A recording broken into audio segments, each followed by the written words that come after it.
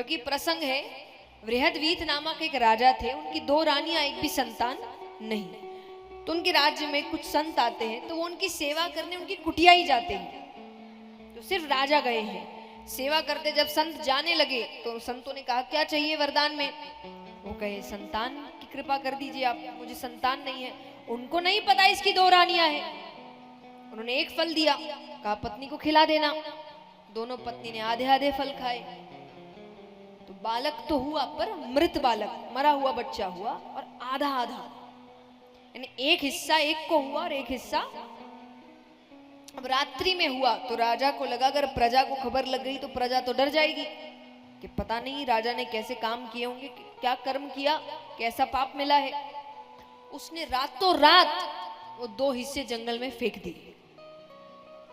जंगल में एक मायावी राक्षसी थी, उसका नाम था जरा। उसने दोनों हिस्सों को पकड़ा और पकड़कर जोड़ दिया। जोड़ते ही उसमें प्राण आ गए, इसीलिए इनका नाम पड़ा जरा संघ।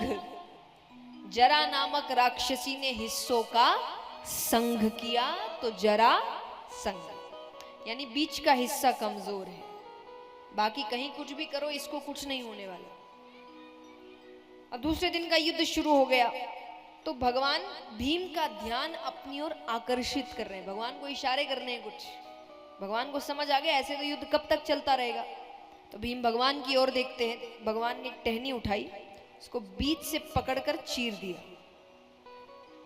भीम सर घुमाते हैं, पैरों को पकड़ते हैं और दोनों पैरों को पकड़कर